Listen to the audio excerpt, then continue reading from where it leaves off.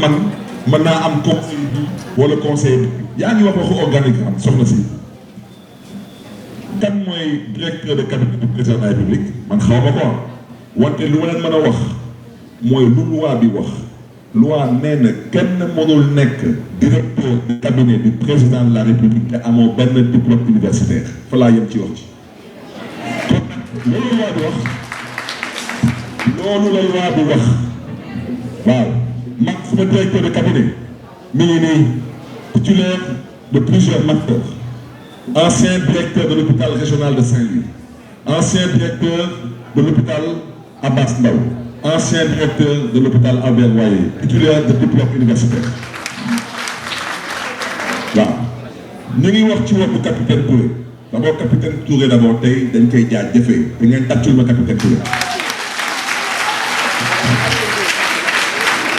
parce que capitaine Touré dañ ko doon décoré tey Sénégal ñoom dañuy complot seen complot capitaine Touré su gëmuloon yàlla dama ne capitaine Touré ay mbokk mag may dégg su gëmuloon yàlla peut-être tey dina dëgg beneen grade wante nag su ko defoon tey Sénégal di ngeen dëgg lu ëpp 14 morts capitaine Touré que Dieu vous garde et que Dieu vous bénisse xam naa ko wax. Guy Marius Sagna nag moom tey Sénégal ci gàttal amatul syndicat ay syndicaliste di dugg ci lu ngeen xam ne seen yoon newu ci wante nag yàkkamti ñu fi kenn waaw syndicaliste ngay taxaw ne da ngay représenter les travailleurs de la ville de Dakar fii mairie de Dakar di ngeen gis nit buy liggéey am master 190 000 francs yu bëgg ak bay du ko yóbbu këram. Vous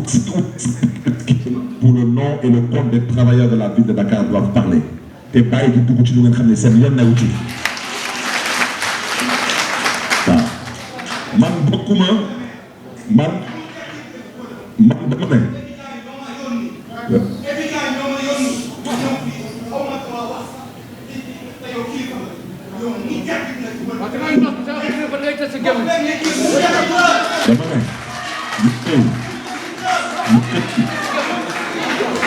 dama ne question bi il faut qu'on se comprenne ngeen may ma nag yéen waa presse bi ab déglu rek s'il vous plaît sénégalais ñu ñuy déglu ab déglu rek dinaa leen jox exemple parce que waxuma waxu conseiller technique en charge des affaires sociales et de la réinsertion parce que poste boobu il a toujours existé. La preuve, à la ville de Dakar dafa am la DAST c'est la direction de l'action sociale mais su amee c'est l'administration mais ci bureau municipal bi am na adjoint au maire de Dakar en charge de l'action sociale loolu bureau municipal la mais ci conseil municipal bi am na président commission action sociale waaw maintenant maire bu ma doon man kan moo may conseiller suma cabinet ci mbiru action sociale kan dama ne Guy Marius Sagna est nommé par le maire de Dakar comme conseiller technique en charge de l'action sociale il le restera évidemment beneen bi taxaw ne capitaine Touré fan la nekkoon du gendarmerie fan la nekkoon ci gendarmerie du section de recherche lan lañ fay liggéey su nekk de sécurité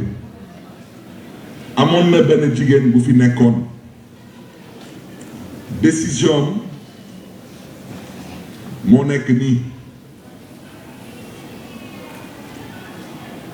dama ne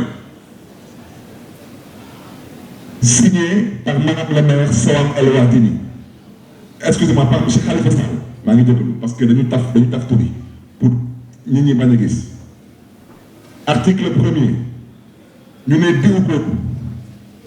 te muy jigéen nommé nañ ko conseillère aux affaires communales nouvellement engagé non dañu ne kooku waaw dañu ne jigéen boobu mu nekkoon conseillère s'il vous plaît rek mu nekkoon conseillère aux affaires communales nouvellement engagé par contrat numéro tant Bar VD, moi, ville de Dakar, du 22 novembre 2011 est nommé conseiller du maire de la ville de Dakar chargé de la sécurité urbaine. Fan le préfet de Dakar nekkoon fan le président nekkoon bañ koy nommé jamono boobu bañ koy nommé ba tey mi ngi fayee ko trésor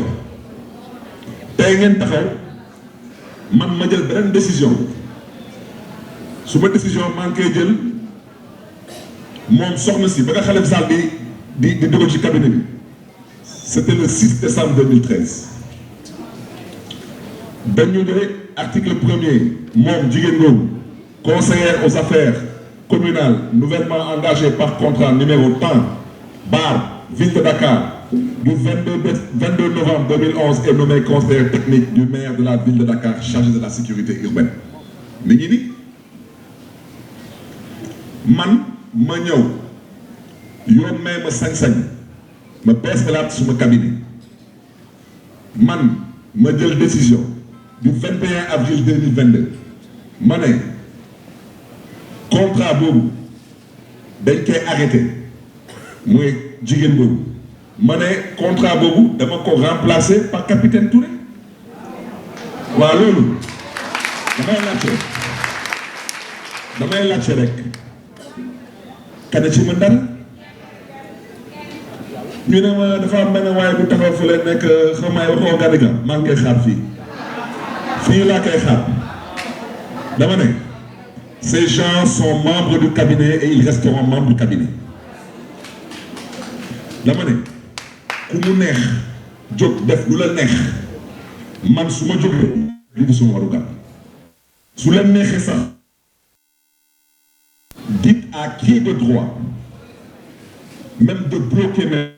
les salaires au trésor, je dirais à qui de droit de faire ce qu'il a à faire pour que les personnes qui ont contracté avec la ville de Dakar puissent honorer leurs engagements avec la ville de Dakar et que la ville de Dakar puisse aussi honorer ses engagements avec ces personnes. am na leen lu ma ci bëgg a wax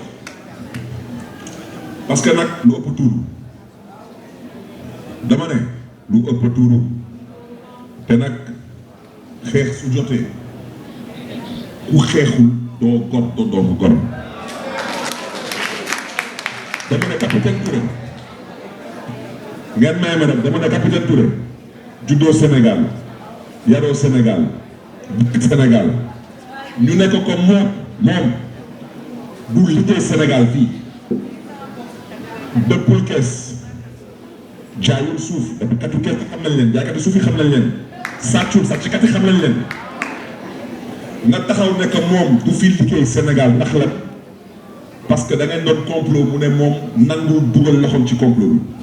comme na ngeen mbir bi ñi la demee damaa décidé saisir le bureau de l'Organisation internationale du travail parce que nag on va vous apprendre à vous battre. On va saisir le bureau international du travail pour violation des articles numéro 111 et 190. Et je le rappelle, nous allons interpeller le bureau de l'Organisation internationale du travail ainsi que les centrales syndicales sur la discrimination, la violence et le harcèlement dont font victimes le capitaine Touré et Guy Marius Sagna. Parce que nag lu ëpp tuuru dëkk bi du moomeelu kenn dëkk bi 1960 la amee indépendance président Senghor nekk dem président Abdou Diouf ñëw dem président Abdoulaye Wade dem tey nag président Macky Sall fi nekk plus la violence le harcèlement et la discrimination exercée sur Guy Marius Sagna et le capitaine Touré. Et je vous dis, ce combat-là, nous allons le porter à l'international. Ça va arrêter. Arrêter. Et les centrales syndicales sont interpellées. Le maire de Dakar que je suis, je refuse à partir d'aujourd'hui cotiser dans n'importe quelle centrale syndicale qui ne respecte pas aujourd'hui un minimum de décence. Et je refuse de reconnaître un quelconque responsable syndical qui confond pomme de terre et Angleterre. Monsieur le maire. S'il y a des syndicalistes qui pensent que la position qui est la leur est une position de jouissance parce que ñun dëkk bi fi lañ juddoo fi lañu yaroo fi la xam nañ lépp man nag dama ne man bokkuma ci xeetu politiciens yi chantage ku ma woo ci jàmm ma fekk si la ci jàmm ku ma woo ci ay ma xam suma bopp ma téye suma bopp et je marche vers l'essentiel. Je le dis et je le répète. Le bureau de l'Organisation internationale du travail sera saisi par les conseils juridiques de la mairie de Dakar. Les conseils juridiques de la mairie de Dakar vont porter le combat à l'international contre la discrimination, le harcèlement et la violence dont font victimes Guy Marius Sagna et le capitaine Touré. C'est inadmissible. Ce sont des citoyens sénégalais, ils jouissent de tous leurs droits civiques, ils jouissent de toutes leurs compétences psychologiques, ils ont le droit de travailler dans leur pays et pour leur pays. N'en déplaise à des personnes qui malheureusement sont en fin de carrière ou dans un désarroi. Donc je tiens à le dire avec force et je tiens à inviter la presse à traiter l'information sans aucune sensation et sans aucune passion. Et je voudrais terminer en chose. Si ceux qui ont parlé de révocation, en parlant de révocation, ont peut-être pensé à la mairie de Dakar,